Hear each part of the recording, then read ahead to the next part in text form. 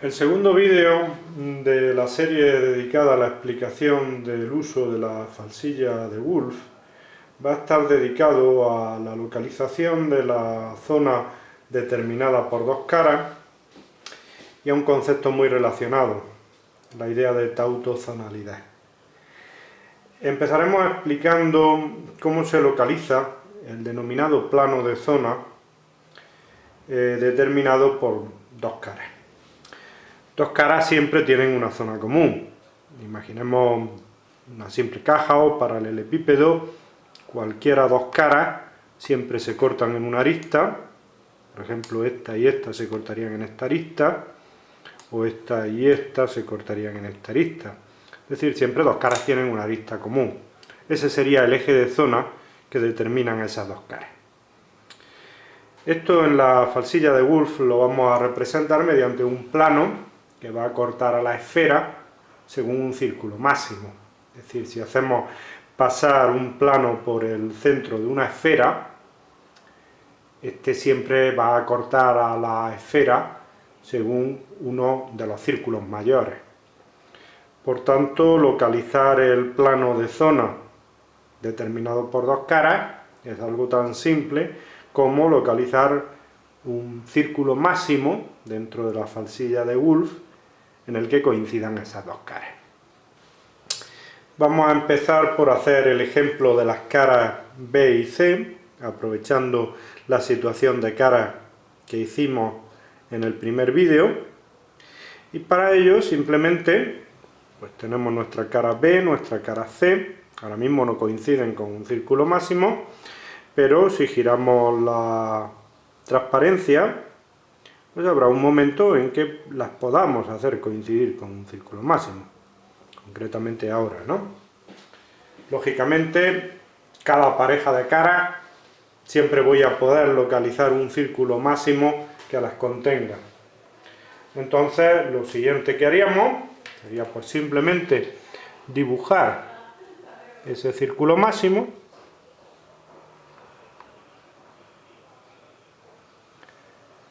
Y el mismo, pues,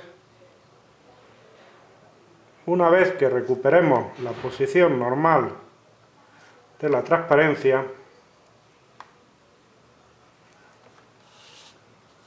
va a representar el plano de zona que contiene a las caras B y C. Bueno, como hemos dicho, un concepto muy relacionado es el concepto de tautozonalidad. Acabamos de decir que dos caras siempre van a tener una zona común.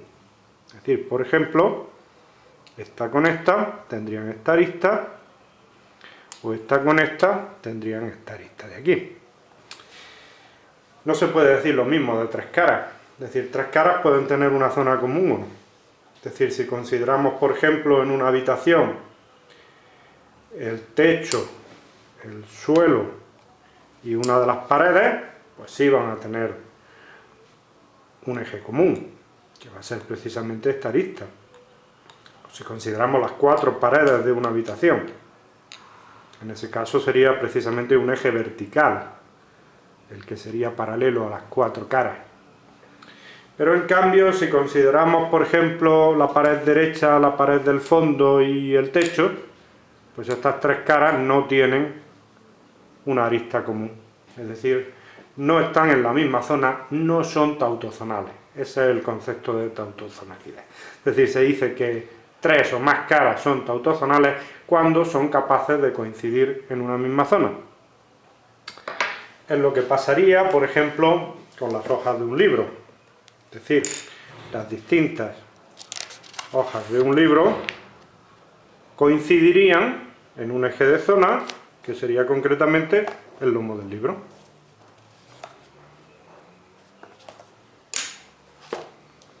Bien, pues entonces la respuesta, usando la falsilla a la pregunta de si tres caras son tautozonales, es simplemente ver si pueden coincidir en un mismo círculo máximo.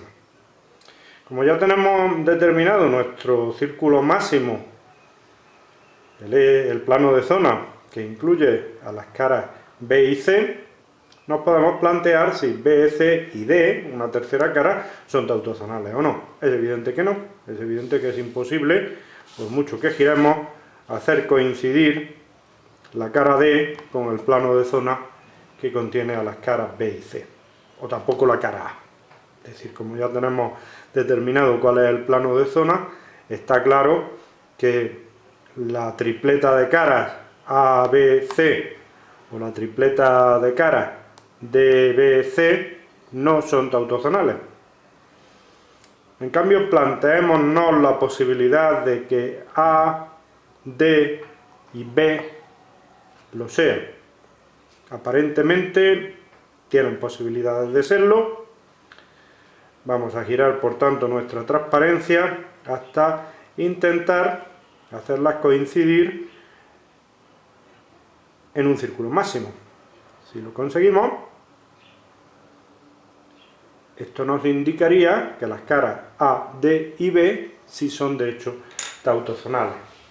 En realidad, podríamos trazar la zona correspondiente a las tres caras, usando justamente la misma idea que hemos explicado previamente para las caras B y C. Puesto que ahora mismo las tenemos coincidiendo con un círculo máximo, nos limitamos a dibujar ese círculo máximo, que por tanto representaría el plano de zona correspondiente a las caras B, D y A. Lógicamente, una vez que, por así decirlo, recuperamos el norte. De esta forma, hemos aprendido a determinar cuál es el plano de zona descrito por dos o más caras, tres en este caso, y hemos aprendido a determinar si tres caras son tautozonales, es decir, tienen un plano de zona común o no, como es el caso de las caras B, D y A, que sí son tautozonales, y en cambio las otras combinaciones posibles de las caras que tenemos ahora mismo representadas no son tautozonales.